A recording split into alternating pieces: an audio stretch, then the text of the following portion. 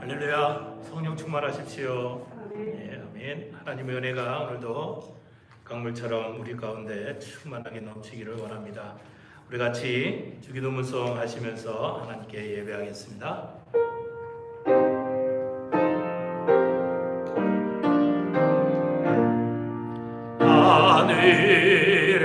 하늘에 계신 아버지 이름 거룩하사 주님 나라 임하시고 뜻이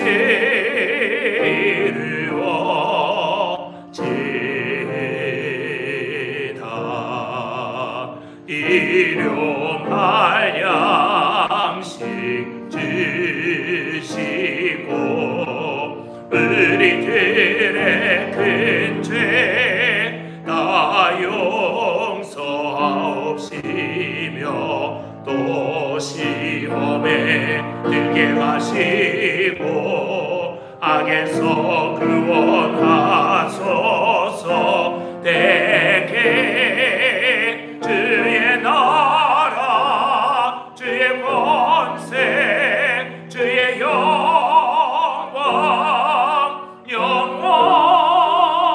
영원히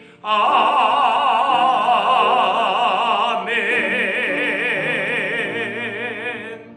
형제들아, 우리가 예수의 피를 힘입어 성소에 들어갈 담력을 얻었나니 참마음과 감사함으로 하나님께 나아가자. 하나님은 영이시니 예배하는 자가 신령과 진정으로 할지니라. 아멘. 우리 같이 찬송가 20장 찬양 드립니다.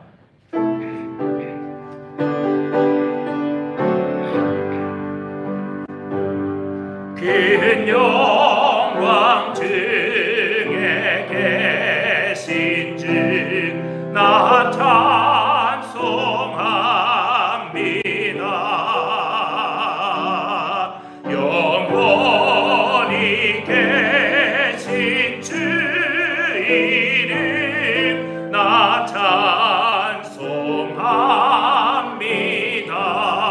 찬송합니다. 한없이 크신 능력을 나 찬송합니다. 참되고 미쁜 그 언약 나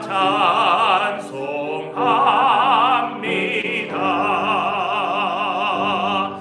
온 천지 창조하시던 그 말씀 힘있어 영원히 변치 않는 줄 나 믿사옵니다.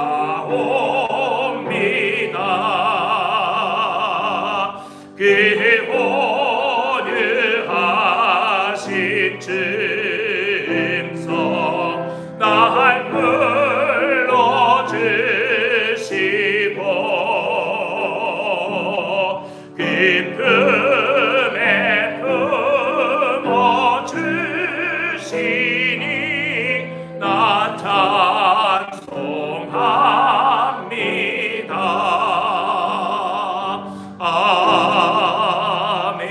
아멘. 우리 함께 사도신경으로 신앙 고백 하나님께 드리겠습니다.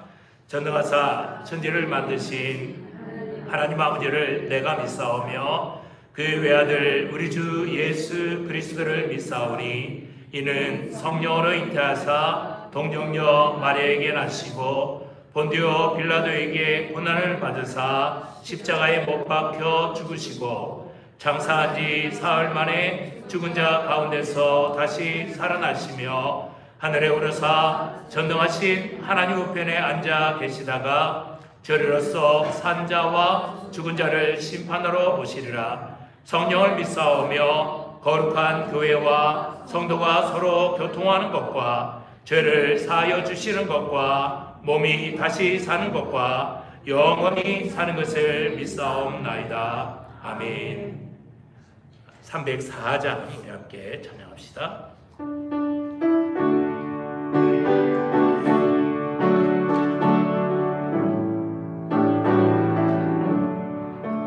크신 하나님의 사랑 말로 다 영영 못하네. 저 높고 높은 별을 넘어 이 낮고 낮은 땅 위에 죄범한 영혼 구하려 그 아들 보내사 화목제물 삼으시고 죄 용서하셨네. 하나님 크신 사랑에 증량다 못하네. 영원히 변치 않는 사랑 성도여 찬양하세. 괴로운 시절 지나가고 영희의 영화세할 때 주 믿지 않던 영혼들이 큰 소리 외쳐 울어도 주 믿는 성도들에게 큰 사랑 베푸사 우리의 죄 사했으니 그 은혜 잊을까. 하나님 크신 사랑을 증량다 못하네. 영원히 변치 않는 사랑 성도여 찬양하세. 하늘을 두루마리 삼고 바다를 먹물 삼아도 한없는 하나님 다 알 수 없겠네. 하나님의 크신 사랑 그 어찌 닿았을까. 저 하늘 높이 쌓아도 채우지 못하리. 하나님 크신 사랑을 증량다 못하네. 영원히 변치 않는 사랑 성도여 참. 우리 엄마 다시 한번 찬양합시다. 하나님 크신 사랑을 증량다 못하네. 영원히 변치 않는 사랑 성도여 찬양하세. 아멘. 이 시간 다 함께 기도하겠습니다. 오늘은 정용숙 권사님께서 우리를 대표해서 예배를 위해서 기도하시겠습니다.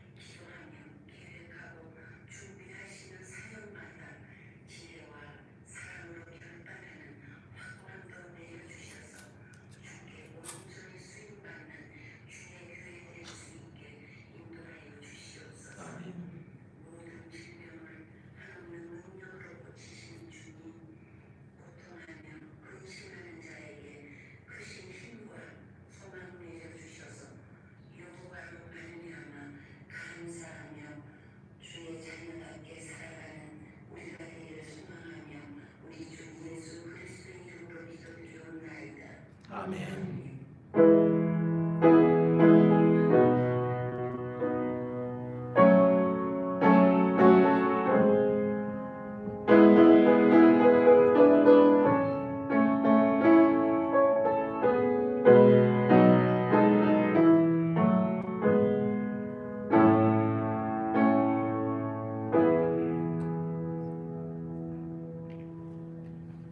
오늘 우리 함께 나눌 말씀은 시편 95편 말씀입니다.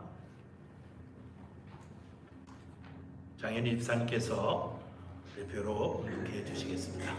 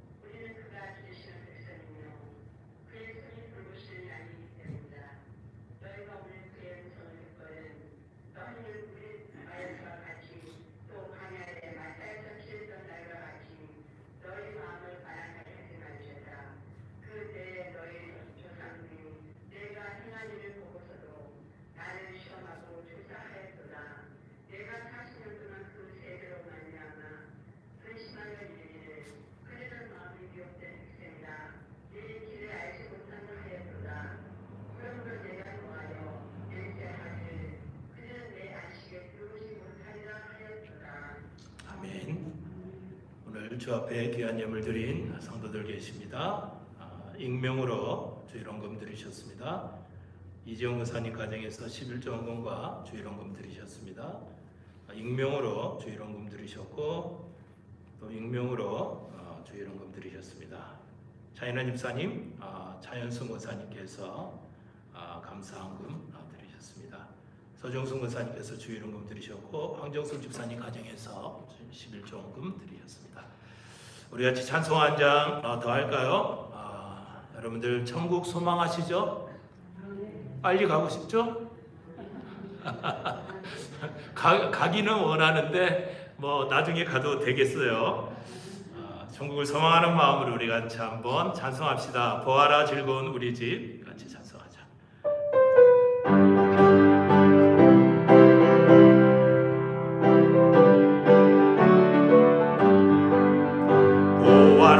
즐거운 우리 집 맑고도 거룩한 천국에 거룩한 백성들 거기서 영원히 영광에 살겠네. 거기서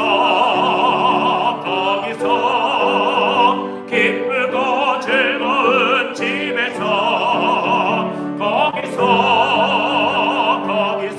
거기서 영원히 영광에 살겠네. 앞서간 우리의 친구들 광명한 그 집에 올라가 거룩한 주님의 보좌 찬미로 영원히 즐기네. 거기서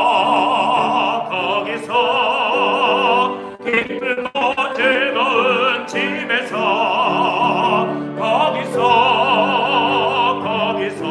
거기서 찬미로 영원히 즐기네. 우리를 구하신 주님도 거룩한 그 집에 계시니 우리도 이 세상 떠날 때 주님과 영원히 살겠네. 거기서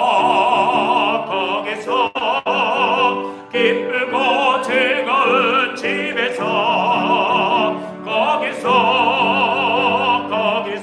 거기서 주님과 영원히 살겠네. 우리의 일생이 끝나면 영원히 즐거운 곳에서 거룩한 아버지 모시고 기쁘고 즐겁게 살겠네.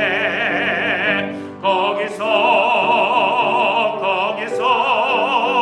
기쁘고 즐거운 집에서 거기서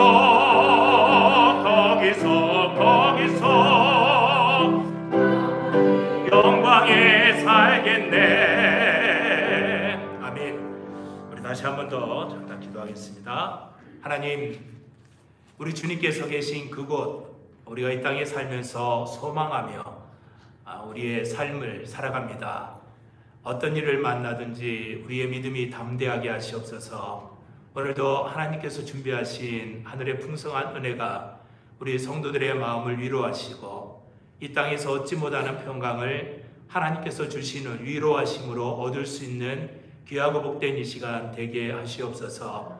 예배하는 자들 우리 주님의 귀한 은혜로 이 자리로 초청하셨사오니 우리와 함께 만나 주시겠다는 하나님의 확고한 의지가 있음을 다시 한 번 더 고백합니다. 이 자리에서 우리와 만나 주시고 우리의 예배를 받으시고 하나님과 함께 더불어 기뻐하는 우리의 성도들이 되게 하시옵소서. 원치 아니하는 질병을 가지고 있는 성도들이 있습니다. 여러 가지 힘들고 어려운 육신 속에서 살아가는 성도들이 있습니다. 하나님 친히 만져주시고 깨끗하게 하시고 고치시고 감사함으로 기뻐함으로 하나님께 영광 돌리는 우리의 성도들 되게 하시옵소서.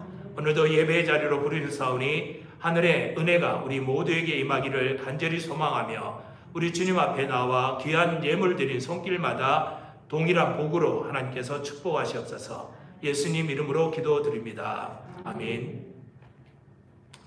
차인환 집사님, 우리 차인수 목사님 오랜만에 뵙습니다. 네, 반갑습니다. 박수로 우리 안녕 한번 드려.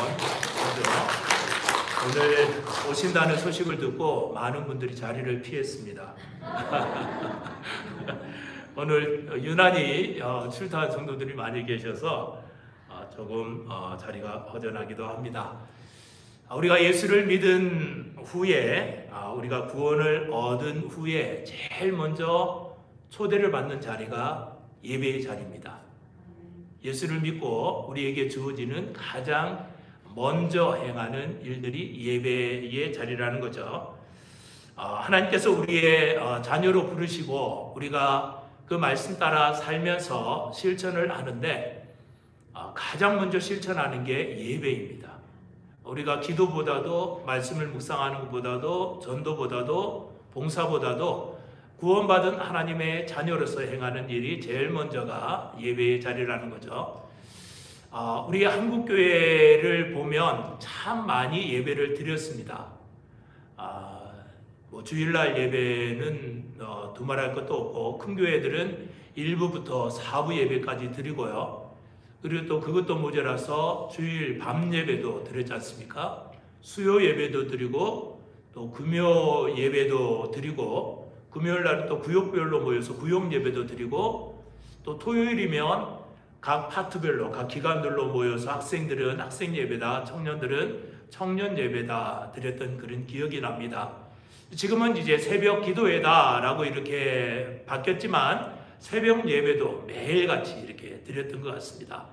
그리고 또 가정에 신방하면 가정에서 또 예배드리고 병원을 가면 병원에도 예배드리고 우리의 삶에 있어서 모든 신앙의 가장 우선적인 행동들이 예배로 나타났다는 것이죠. 이처럼 우리 성도들은 예배와 뗄래야 뗄 수 없는 그러한 관계 속에서 살아갑니다. 오늘날에는 이 예배의 의미가 굉장히 많이 퇴색이 된 것 같습니다. 그래서 열린 예배다 해서 형식 같은 거 다 깨뜨리고 그냥 말씀 보고 찬양하고 기도하면서 감동이 오면 말씀 듣고 끝나는 그러한 예배로 이렇게 된 것 같습니다. 지금은 우리가 드리지 않지만 우리 교회도 찬양 예배를 드렸는데 하나님을 마음껏 찬양하고 기도하다가 말씀 하나 듣고 또 찬양하다가 끝나는 그러한 찬양 예배도 있습니다. 어떻게 보면 우리 사람들이 좀 편리하게 이런 것들을 이용할지는 모르겠지만 아무튼 이런 모양 저런 모양으로 하나님 앞에 예배한다는 것은 참 중요한 그러한 내용인 것 같습니다. 여러분들은 어떻게 예배하는지 모르겠습니다. 우리의 신앙을 점검하는 가장 좋은 방법은 무엇이냐면 나는 예배를 기다리는가 라는 겁니다. 나는 예배를 사모하는 마음이 있는가, 나는 말씀을 사모하는 마음이 있는가 라는 것입니다.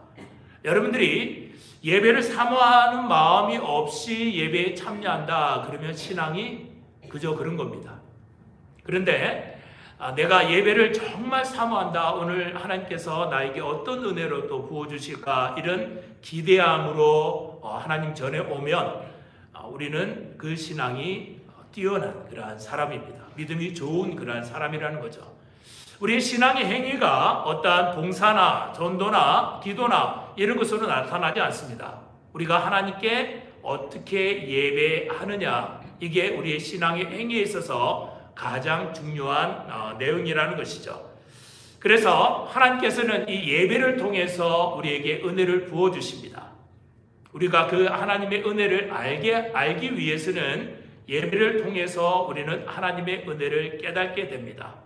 물론 여러분들이 기도 가운데서 또 말씀을 묵상하는 가운데 충만한 하나님의 영이 우리를 사로잡을 때 우리가 하나님의 은혜가 나와 함께한다라는 것을 깨달을 수 있지만, 그렇지 아니하는 신앙인들은 대부분이 예배를 통하여서 하나님의 은혜를 체험하는 그러한 시간이 됩니다.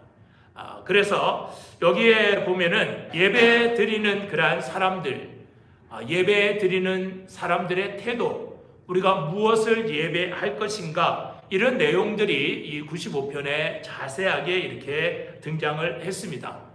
그래서 이 95편은 실질적으로 누가 기록을 했는가, 이런 내용은 여기에 밝히지 않습니다. 그런데 이 내용을 그대로, 이 본문을 그대로 인용한 히브리서에서는 다윗이 이것을 기록했다, 다윗의 말에 의하면 이라고 내용을 붙인 거 보면 아마 다윗이 기록한 것도 같습니다. 다윗이 주로 여호와를 목자로 이렇게 표현을 많이 하지 않습니까? 그런 걸 보면은 다윗이 기록했을 수도 있고, 아니면 후세에 어떤 시인이 동일한 마음으로 이 시편을 기록을 했을 수도 있습니다. 그래서 이 95편의 내용은 예배로 부르는 초청장과 마찬가지다, 이렇게 생각을 하면 됩니다. 우리의 교동문도 지금은 우리가 하지 않지만 교동문도 이렇게 살펴보면 서로 일어나서 우리가 교독하고 그랬죠. 거기에 보면은 이 내용도 그대로 이렇게 담겨져 있습니다. 그런데 여러분들이 시편 95편을 읽으면서 가장 중요한 그러한 단어가 뭐냐면 오라라는 단어입니다. 1절을 보시면 1절에 오라라는 그러한 말씀이 있죠. 오라라는 그 얘기는 초청한다라는 그러한 내용이죠.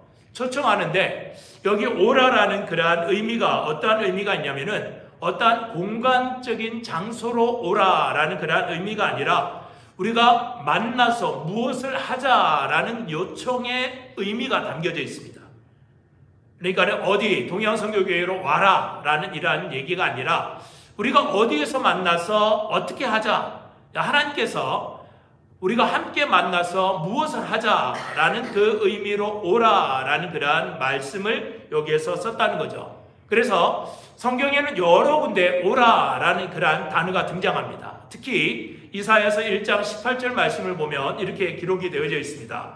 오라, 우리가 서로 변론하자. 너희의 죄가 주홍 같을지라도 눈과 같이 휘어질 것이요 진홍같이 붉을지라도 양털같이 희게 되리라. 하나님의 초청이죠. 하나님께서 오라, 와라, 와서 봐라. 너희 죄가 주홍같이 붉을지라도 양털처럼 휘어질 것이다. 눈과 같이 깨끗하게 될 것이다. 라는 하나님의 초청의 자리라는 겁니다. 그래서 여기에서 이 하나님께서 오라라고 이야기를 할 때에 이 오라라는 의미가 초청한다라는 그 의미가 여기에서 등장합니다. 두 번째는 오라라는 그러한 의미 속에서 우리가 기억을 할 것은 만나자라는 그러한 의미가 있습니다. 하나님께서 우리를 예배의 자리로 부르셨습니다. 그런데 그 부른 주체, 그 부르신 분이 누구냐? 하나님께서 부르셨다는 겁니다. 무엇을 때문에 부르셨냐면은 만나자라는 의미로 우리를 부르셨다고 얘기를 합니다.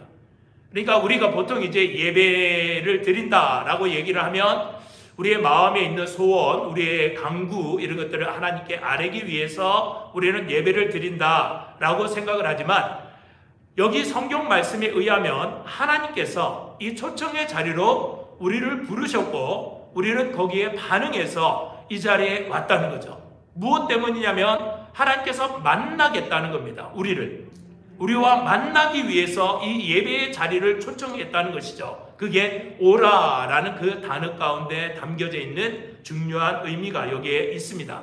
그러니까 로마서를 보면 어떠한 말씀이 있냐면은 사람들은 하나님을 알 수도 없고 찾지도 못하고 하나님의 이름을 부르지도 못한다라고 이야기를 하고 있죠. 그래서 우리의 인간 스스로는 하나님을 찾을 수가 없다는 겁니다. 하나님을 부를 수도 없고 하나님을 만날 수도 없다는 겁니다. 그런데 예수 그리스도의 십자가의 죽으심으로 말미암아 에베소서에서는 어떻게 표현을 하고 있냐면은 전에는 너희가 하나님과 멀리 떨어져 있던 자들이 라고 이렇게 표현을 하죠. 전에는 하나님을 찾을래야 찾을 수 없는 자들이 이제는 그리스도 예수 안에 들어온 이제는 하나님의 백성이요 하나님의 자녀가 되었기 때문에 언제서든지 어느 곳에든지 하나님을 부르면 하나님께서 만나주시고 하나님은 그 자리에서 응답하신다라는 게 이제 우리의 신분이라는 거죠.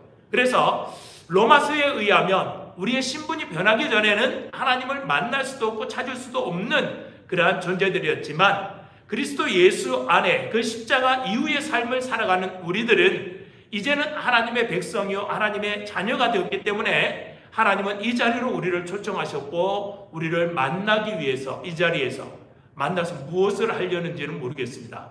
우리는 하나님을 찬양하고 하나님을 준비한 은혜를 내리시겠죠. 예배를 통해서 아무튼 이런 의미로 우리를 만나기를 고대한다는 거죠. 그래서 이스라엘 백성들은 1년에 남자들은 3번 의무적으로 성전에 올라가서 하나님을 만나야 됐습니다. 이 율법입니다. 율법을 지키지 않으면 죽음이었습니다. 지금도요. 이슬람 같은 경우는 어떠한 분주한 일이 있다 할지라도 기도 시간만큼은 다 내려놓고 그들은 메카를 향해서 기도합니다. 저번에 한번 말씀드렸죠. 저희 조카가 유튜브에서 졸업식을 해서 졸업식을 참석을 했는데 너무나도 이제 지루해서 화장실을 가려고 이렇게 밖에 나와보니까는 이 이슬람들이요 가족들이 다 모여서 자리를 깔고 가족들이 전체가 다 엎드려서 이렇게 기도하더라고요. 그래서 그들은 졸업식이고 뭐고 필요 없는 겁니다. 기도 시간에는 기도하는 겁니다. 지금도 이슬람을 믿는 사람들은 메카를 향해서 기도하고 그들의 평생의 소원이 메카에 가서 한번 그 자리에서 예배하고 싶은 게 이제 그들의 마음이라는 거죠. 이처럼 우리는 이슬람이든지 아니면 우리 기독교인이든지 우리가 섬기는 우리 하나님이 계시고 그들은 그들의 잡신들을 섬기지만은 그들의 대상이 기도의 대상이 있고 예배의 대상이 있다는 겁니다. 우리도 마찬가지로 하나님 앞에 나와서 예배하는데 우리가 하나님 앞에 나와서 예배할 때 아까 말씀드린 것처럼 하나님은 하나님의 하늘의 그 풍성한 은혜를 우리에게 내리면서 한 번도 하나님의 은혜가 너희들의 삶에 부족한 적이 없다라는 것을 우리들에게 가르쳐 주시는 거죠. 하나님의 은혜는 어느 순간에도 어느 때든지 부족한 적이 없습니다. 그것을 우리는 예배를 통하여서 깨닫게 된다는 것이죠. 하나님의 은혜가 나는 잠깐 잊고 지났는데 여전히 오늘도 우리에게 임하는구나 라는 것을 우리들이 알 수 있다는 겁니다. 그래서 어떤 의미를 보면 여러분들 일주일에 한 번씩 좀 놀고 싶고 쉬고 싶고 그런 마음이 들 때도 있지 않습니까? 오늘 와보니까 미국 교회는 룰루랄라 소풍을 갔는지 예배를 드리지 않았어요. 아주 이 친구들은 그 전에 있는 미국 분들은 뭐 할머니들 할아버지니까 죽으나 사나 이 자리에서 예배를 하고 예배 아니면 그냥 죽음이다 라는 마음으로 예배를 드렸는데 이 친구들은 뭐 연휴가 끼었다 그러면 예배를 안 드리고 날씨가 조금 덥다 하면은 예배 안 드리고 시약스 게임이 있다 그러면은 또 예배를 안 드리고 막 그래요. 그래서 자리를 정리하고 그러면 어떨 때는 당황스럽기도 하고 그런 경우가 있습니다. 아무튼 예배를 자기의 편한 위주로 드리는 것이 아니라 일주일마다 우리는 다시 한 번 더 되새긴다는 겁니다. 하나님의 은혜가 여전하다, 하나님의 은혜가 내 삶 속에 풍족하다라는 것을 우리는 예배를 통해서 다시 한번 되새긴다는 것이죠. 그래서 여러분들 1절 말씀을 다시 한번 보십시오. 1절을 보시면 뭐라고 얘기를 하냐면은 오라 우리가 여호와께 노래하며 우리의 구원의 반석을 향하여 즐거이 외치자. 우리가 여호와께 노래하며 하나님을 찬송하며 하나님을 찬양하며 그 구원의 반석이신 하나님의 이름을 높여 부르자라고서 이렇게 이야기를 하고 있는데, 여기에 보시면 구원의 반석을 향하여 우리가 즐거이 부르자 이렇게 되어 있습니다. 그러니까 우리가 구원의 반석을 향하여 라는 하나님과 더불어서 이 반석은 동일시하고 있다는 것을 알 수 있습니다. 구원의 반석을 향하여 우리가 즐거이 부르자라는 것은 하나님을 향하여 우리가 즐거이 부르자라고 이야기를 하는데, 여기서 반석이 왜 등장을 했냐라고 이야기를 하면 반석이라는 것은 결국 권능과 힘을 상징하지 않습니까? 그러니까 하나님은 구원에 있어서 하나님의 권능과 하나님의 힘으로 말미암아 우리를 구원하신다는 겁니다. 그 하나님을 즐거이 부르자라고 이야기를 하고 있습니다. 다른 성경은 어떻게 되어 있냐면은 그 반석은 우리에게 구원을 가져다 주시는 분이시다 이렇게 번역한 그러한 성경도 있습니다. 그러니까 그 반석은 우리에게 구원을 가져다 주신 분이시다 이렇게 이야기를 하죠. 우리가 예수님을 가리켜서 반석이시다라고 표현을 하죠. 예수 그리스도가 반석이다라고 성경은 기록을 합니다. 고린도전서를 보시면 10장을 보시면 이렇게 되어 있습니다. 다 같은 신령한 음료를 마셨으니 이는 저희를 따르는 신령한 반석으로부터 마셨음에 그 반석은 곧 그리스도시라 이렇게 표현을 하고 있습니다. 자, 여기에서 반석이 이꼴 하나님이라고 말씀을 드렸고, 이 반석은 권능과 힘을 의지한다고 말씀을 드렸고, 그 구원은 반석으로부터 나온다라고 이야기를 하고 있고, 또 성경은 예수 그리스도를 가리켜서 반석이다라고 이렇게 표현을 하고 있는데, 왜 하나님께서 반석을 깨뜨려서 물을 내시는지 여러분들 이제 조금 감이 잡히시죠? 다른 것도 아니고 왜 땅을 파서 하나님께서 물을 내셔도 되고, 아니면 나무를 잘라서 물을 내셔도 되고, 아니면 비를 내려서 자 오늘부터 비가 오는 날이다, 너희들 비가 오니까 불을 받아라 해서 물을 주실 수도 있는데, 왜 하필이면 그 어려운 반석을 깨뜨려서 물을 내셨냐 하는 것이죠. 여기에서 이제 방금 말씀드린 것처럼 이 반석은 곧 그리스도를 상징한다고 말씀을 드렸습니다. 반석에서 물이 나왔다는 것은 이스라엘 민족들의 그 영혼의 갈증을 느끼는 것을 흡족하게 채워주기 위해서 물이 나왔다는 것을 의미합니다. 그러니까 우리의 영혼의 갈증, 우리의 영혼의 풍족함을 채워주시는 분이 누구냐? 반석이신 그리스도 예수다라는 의미로 해서 여기 구약 성경부터 계속적으로 반석이라는 그러한 단어가 등장합니다. 그래서 하나님께서 반석을 깨뜨리시는 거죠. 그래서 신약 성경에 오면은 너희들이 먹고 마셨지만 그 반석은 곧 그리스도 예수를 의미한다. 예수 그리스도만이 갈급한 심령 위에 풍성한 하나님의 은혜를 내리시고 갈급한 심령 위에 해가라는 그 은혜를 내리시는 분이시다. 예수 그리스도만이 구원이시다라는 것을 여기에서 의미하고 있습니다. 그래서 그 그리스도 예수를 향하여서 우리는 즐거이 부르자라고 이야기를 합니다. 물론 구약 성도들은 그 구원이신 하나님을 향해서 즐거이 노래를 불렀지만, 오늘 신약을 살아가는 우리 믿음의 성도들은 그리스도 예수께서 우리의 구원자됨을 우리가 알고 우리의 반석임을 알아서 그리스도 예수의 십자가를 보면서 우리는 즐거이 찬양하면서 우리가 감사하고 감격하고 예수 그리스도의 십자가를 바라보면서 우리는 예배를 하는 겁니다. 그래서 1절에서 오라 우리가 라고 이야기를 하고 있고, 그 구원의 반석을 향하여서 즐거이 노래 부르자 라고 이야기를 하고 있는 그러한 내용입니다. 두 번째로 오라 라고 이야기를 할 때 아까 여러분들에게 말씀드린 것처럼 초청장이다 라는 그 의미가 있다고 말씀을 드렸는데, 오라 라고 이야기를 할 때는 내가 너희를 초청한다 라는 그 의미가 있습니다. 그래서 만나겠다라는 그 의미가 있죠. 자, 만난다라고 이야기를 할 때는 일방적으로 한 사람만이 만난다라는 단어를 쓰지 않습니다. 내가 누구와 만난다라고 얘기를 할 때는 최소한 2명 이상이 함께 모이는 것을 만난다라고 이야기를 합니다. 하나님께서 예배를 통해서 우리를 만나 주시겠다, 만나겠다라고 이야기를 할 때는 하나님께서 우리에게 초청장을 보냈을 때 우리는 그 초청장에 반응한 사람들이라는 겁니다. 하나님의 만나겠다는 그 요구에 우리는 응답한 자라는 겁니다. 그래서 하나님과의 만남이 예배를 통해서 이루어졌다라는 것을 여기에서 의미를 하고 있는 거죠. 그래서 여러분들 여기 95편을 보면 이처럼 시작은 오라 우리가 즐거이 찬양하고 우리의 구원의 반석이신 여호와께 즐거이 부르자라고 신나게 하나님을 찬양하는 그러한 내용으로 시작이 되는 것 같은데, 실질적으로 이 95편의 내용을 들여다보면 사실 굉장히 뭐라고 할까요? 우울한 그러한 시가 됩니다. 왜 우울하냐? 그러면 이 시편의 저자가 그런 마음으로 했습니다.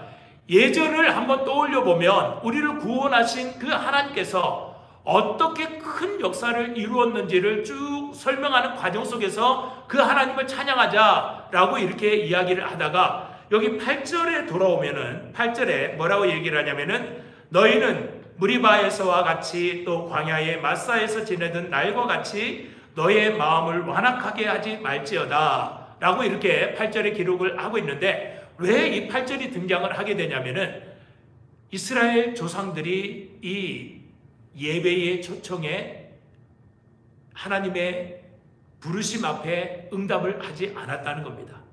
예배의 초청을 멸시했다는 겁니다. 예배의 자리에 나아가지 않았다는 겁니다. 그러니까 그들은 신앙생활을 실패했다는 겁니다. 그래서 그것을 지금 이 시편 기자가 떠오르는 겁니다. 우리나라가 왜 이렇게 됐느냐라는 것이죠. 꼭 마치 우리나라 대한제국 말기를 연상할 수가 있습니다.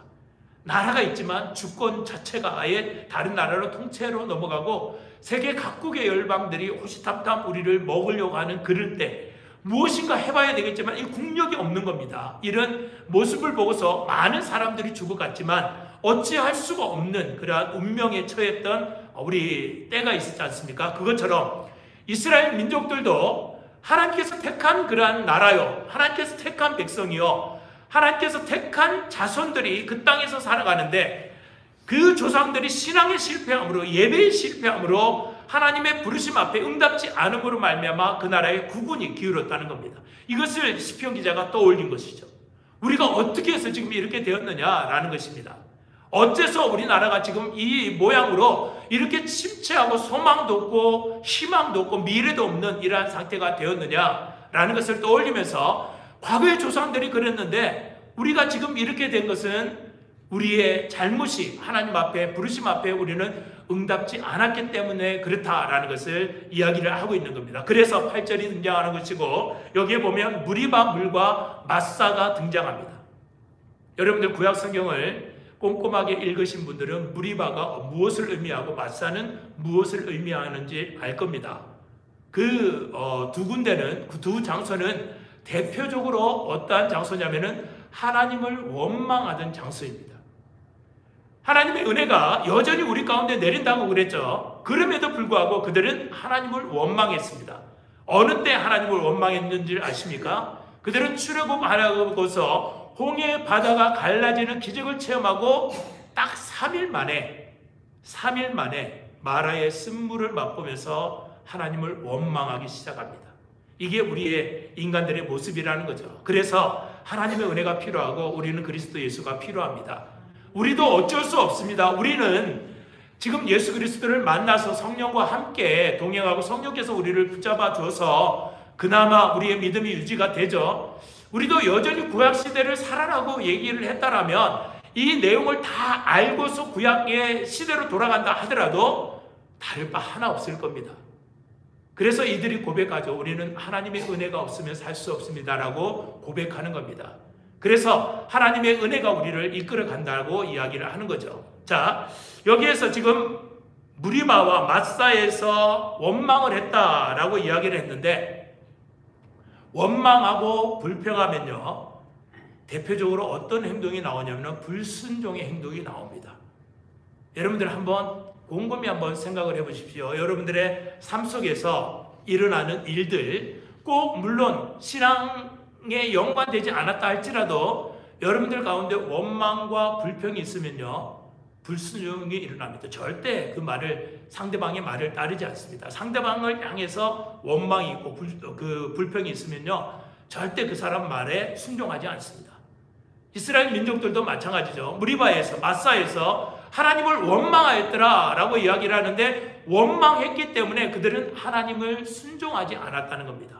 왜 그러냐라고 이야기를 하면, 그들은 그 마음이 굳었기 때문에 그렇다, 마음이 떠났기 때문에 그렇다라고 성경은 이야기를 합니다.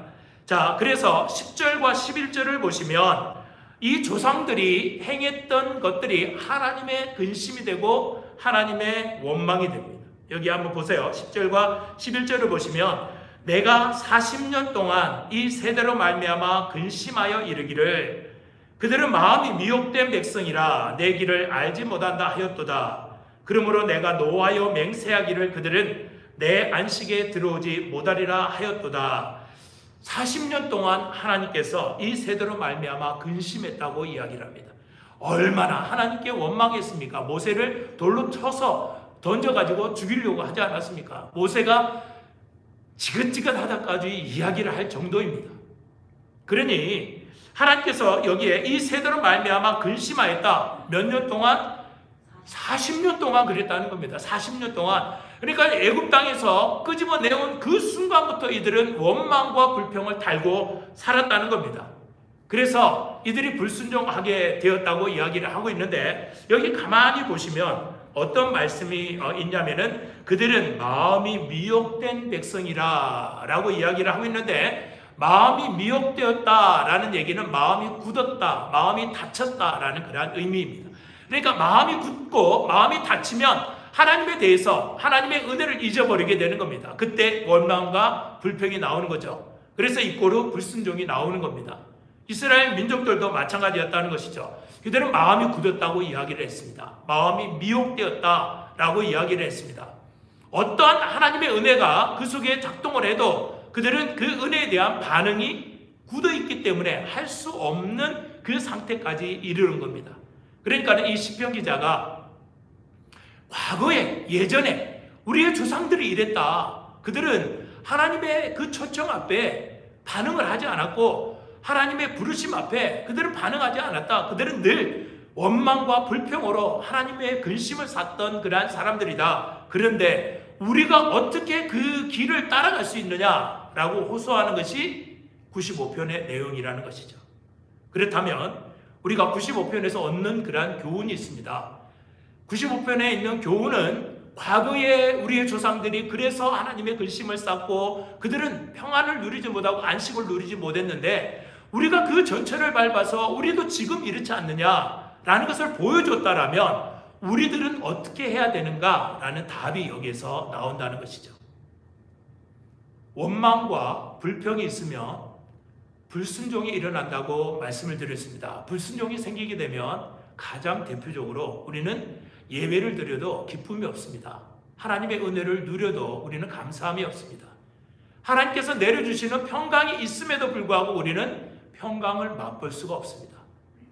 이 세상에서 우리가 평강을 찾고 안식을 찾으려고 하지, 하나님께로 가서 하나님의 말씀으로 평강을 얻고 안식을 얻으려고 하지 않는다는 겁니다. 그래서 우리의 입에서 가장 먼저 제거돼야 될 것이 원망과 불평이라는 겁니다. 그것만 사라지면요, 어떻게 해서든지 내가 싫든지 좋든지 간에 하나님께 순종할 수 있는 자리로 나아갑니다. 하나님께서 부르시면 부르시는 자리로는 나아갑니다.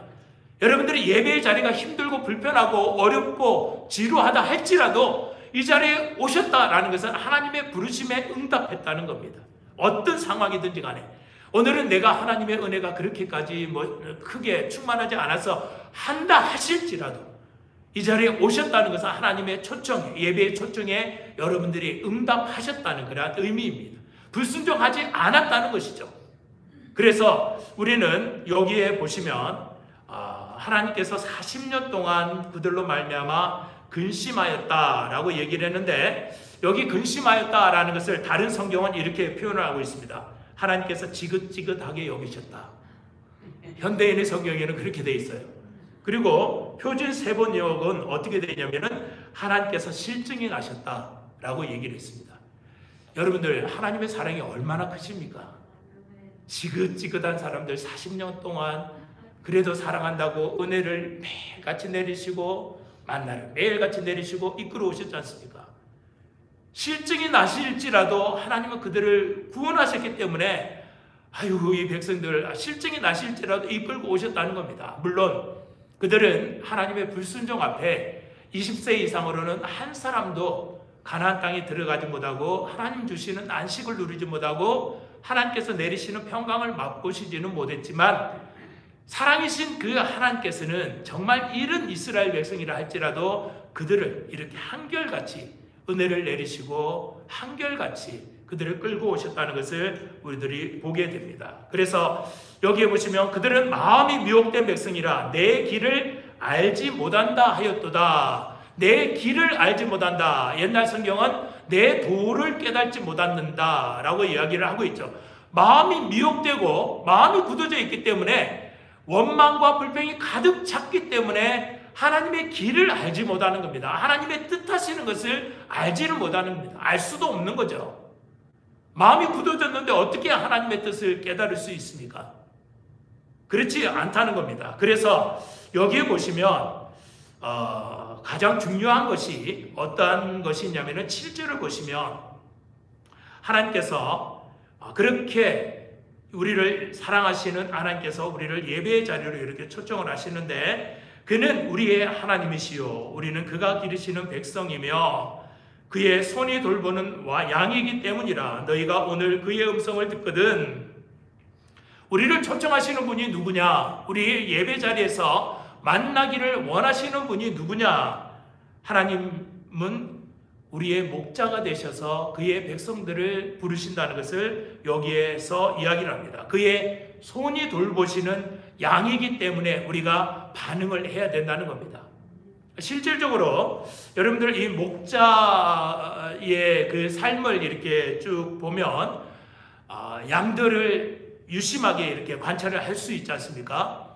근데 목자가 유심하게 이제 양들을 관찰을 할 때는 목자의 음성을 듣지 못하면은 이 양들은 꼴을 얻지 못한다고 이야기를 합니다. 그러니까는 목자가 피리를 들고 다니는 그런 그림들 보셨죠? 또 다윗은 하프를 치면서 노래를 잘한다고 이야기를 했죠. 양들은요, 자기의 목자가 음성을 들려주든지 아니면 피리로 신호를 해주든지 아니면 다윗처럼 하프를 치면서 노래를 하든지 그 노래 소리를 들으면 우리 주인이 여기 있구나 라고서 안심하고서 꼴을 뜯는다고 합니다. 그런데 아무 소리도 나지 않으면 그들은 불안해서 서로 치고받고 싸우고 막 흩어지기 시작한다고 이야기를 합니다. 물론 목자의 음성이 들리지 않으니까 자기가 알아서 막 꼴을 찾으려고 하다 보니까 서로 다투고 이렇게 흩어지겠죠. 그러다가도요, 목자의 음성이 들리면 피리 소리가 쭉 나면 그렇게 흩어졌던 양들이 다시 한번 쭉 모인다고 이야기를 합니다. 그래서 다윗이 노래를 잘하는 것 같습니다. 목동으로 살았기 때문에 악기도 잘 다루는 것 같습니다. 여기서 우리가 하나 교훈을 받아야 되는데, 우리는 하나님의 음성을 들으면 우리는 평강을 누릴 수 있습니다. 안식을 한다는 거죠. 마음이 안심이 됩니다. 하나님께서 내가 너와 함께한다. 나는 너의 하나님이 되고 너는 내 백성이다 라고 이야기를 할 때 우리는 마음의 평안을 누립니다. 예배를 통해서 이것을 다시 한 번 더 우리는 확인합니다. 그러나 우리의 마음이 굳어서 하나님의 음성을 듣지 못하는 순간 우리는 불안해서 어떻게 할 바를 모른다는 거죠. 우리의 갈 길로 그냥 가는 겁니다. 우리가 찾아 나서야 된다는 거죠. 그래서 하나님의 음성을 듣는 것이 그렇게 중요하다고 여기 성경은 이야기를 합니다. 그래서 여기에서 무엇이라고 얘기를 하냐면은 너희는 그가 기르시는 백성이요 그의 손의 양이다 라고 이야기를 하는데, 우리에게 요구하시는 딱 한 가지가 있습니다. 그것이 무엇이냐면은 너희가 오늘날 그 음성 듣기를 원하노라 라고 이야기를 합니다. 왜냐하면 너희는 양이기 때문에 목자의 음성을 들으면 목자는 얘들아 다른 곳으로 가자라고 이야기를 할 때에 양들이 지금 여기도 풀이 많아요. 여기 뜯을 것이 먹을 것이 너무 많아요. 라고서 안 가면 새로운 것을 얻지 못하는 겁니다. 그러니까 목자가 딱 봤을 때 이보다 더 좋은 것을 주시기 위해서 다른 곳으로 가자라고 이동을 한다는 거죠. 근데 그 음성을 듣지 못한다? 그러면 그 더 좋은 것을 얻지 못하는 겁니다. 하나님께서 우리에게 음성을 들려주실 때는 우리에게 더 좋은 평안을 주시고 더 좋은 기쁨을 주시고 더 좋은 삶을 누리게 하기 위해서 우리를 인도해 나가시는데 우리가 그 하나님의 음성을 듣지 못하면 우리는 그 좋은 것을 누릴 수가 없다는 거죠. 그래서 여기에서 보면 요구 조건이 너희가 그 음성 듣기를 원하노라 라고 여기에서 이야기를 하는 것이죠.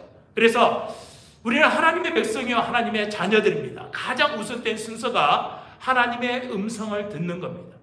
그 음성을 들을 때 하나님은 말할 수 없는 평강으로 우리에게 채워주십니다. 여러분들이 직장의 문제나 가정의 문제나 어떨 때는 또 자녀의 문제나 아니면 인간과의 어떠한 관계 속에서 굉장히 힘들고 어려운 그러한 시간들을 보낼 때가 있습니다. 그런데 예배의 자리에만큼은 우리가 그런 모든 것들을 다 잊어버린 겁니다. 예배의 자리에만큼은 우리가 그런 것들을 생각을 하지 않는다는 겁니다. 세상의 어떤 약이, 세상의 어떤 치료 방법으로 우리에게 평안을 주고 우리를 위로하는 그런 것들이 있겠습니까? 우리는 예배의 자리에서 하늘로부터 내리는 평강을 맛보고 우리의 상한 심령을 치료하시는 그 주님을 여기에서 만난다는 것이죠. 초대교회 성도들은 그들은 마음껏 찬양하고 싶어도 잡혀갈까봐 마음껏 찬양하지 못했습니다. 그들은 마음껏 하나님께 예배하고 싶어도 그들은 발각되면 죽음이기 때문에 그들은 하나님 앞에 마음껏 예배하지도 마음껏 찬양하지도 못했습니다. 그 심정 여러분들 혹시 헤아려 보셨습니까?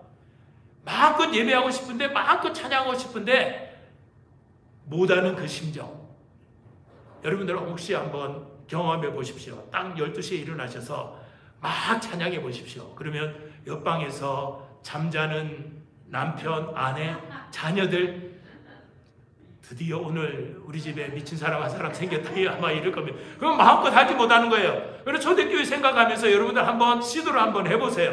아, 초대교회 성도들이 이런 심정으로 예배를 드렸구나. 지금도요, 현대를 살아가는 지금도 저 중국 같은 데는 종교의 자유가 없지 않습니까? 저 북한 같은 데는 지하교회가 있어서 종교의 자유가 없지 않습니까? 그러니 그 사람들이 얼마나 하나님을 찬양하고 싶고 얼마나 하나님을 예배하게 하고 싶겠습니까? 지금도 이슬람권에서는 마음껏 예배할 수 없어서 그냥 살그머니 차 안에서 모여서 예배하고 차 안에서 모여서 찬양하고 그러한 일들이 비일비재한 겁니다. 거기에 비하면 우리들은요 마음껏 찬양하십시오 라고 얘기를 해도 입이 요렇게 조그만 그 한국 사람들 눈 뜨듯이 입이 그렇게 뜨여 있는 것들을 볼 때는 참 우리가 역시 초대교회를 묵상하는 게 좋겠다 이런 생각이 듭니다. 자, 마지막으로 3절과 5절 말씀을 보시죠. 그 하나님이 누구시냐, 그 누구에게 이러한 예배를 드렸느냐 이 부분이 나와 있는데요. 여호와는 크신 하나님이시요 모든 신보다 크신 왕이시기 때문이로다. 4절 보시면 땅의 깊은 곳이 그의 손안에 있으며 산들의 높은 곳도 그의 것이로다. 바다도 그의 것이라 그가 만드셨고 육지도 그의 손이 지으셨도다. 하나님께서 창조주이시기 때문에 우리는 그의 피조물이기 때문에 그 하나님께서 우리를 다스리시기 때문에 우리는 그의 백성이요 그의 자녀이기 때문에 그 하나님의 만나자라는 초청에 우리는 응답하고 이 자리에서 그 하나님을 마음껏 찬양하고 나 같은 것을 어떻게 구원하시나 그 하나님의 사랑을 생각하면서 여러분들이 예배하시고 찬양하시고 예배 통화에서 세상의 힘든 일들 다 내려놓으시고 정말 예배 때만큼은 하늘로부터 내리시는 그 평안을 누리는 여러분들 되기를 원합니다. 우리 같이 한번 찬양하죠. 570장 같이 한번 찬양합시다.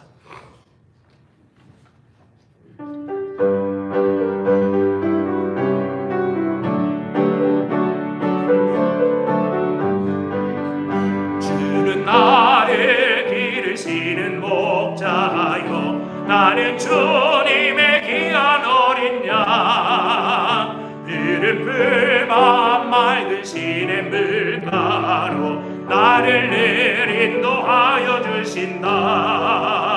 주는 나의 좋은 목자, 나는 그의 어린 양. 저를 따라 꼴을 먹여주시니 내게 부족함 전혀 없어라. 예쁜 새들 노래하는 아침과 널 뵙기는 고운 화보네. 사랑하는 나의 목자 음성이 나를 언제나 불러주신다. 아멘. 주는 나의 좋은 목자, 나는 그의 어린 양. 저를 따라 꼴을 먹여주시니 내게 부족함 전혀 없어라. 못된 짐승 나를 해치 못하고 거친 배바람 삼지 못하리. 나의 주님 강한 손을 펼치사 나를 주야로 지켜주신다. 주는 나의 좋은 목자, 나는 그의 어린 양. 저를 따라 꼴을 먹여주시니 내게 부족함 전혀 없어라. 아멘. 우리 교회가 8월 달에 유난히도 많은 성도들이 생일이 있습니다. 그래서 어떤 이유인지 몰라도 오늘 식탁이 풍성하다는 그런 소문이 있습니다. 가급적이면 여러분들 어쩔 수 없으면 돌아가셔도 좋습니다. 남는 거 다 우리 거니까. 여러분들 풍성하게 오늘 뭐 갈비도 굽고 잡채도 하고 뭐 그랬다고 그래요. 떡도 하고 그랬나? 여러분들 예배에 통하여 즐거움 함께 교제를 통해서 나누시기를 바랍니다. 다른 소식 주보를 참조하시고 우리 다 함께 자리에서 일어나셔서 하나님은 나를 지키시는 자 함께 성령하시고 축도함으로 예배를 해하도록 하겠습니다.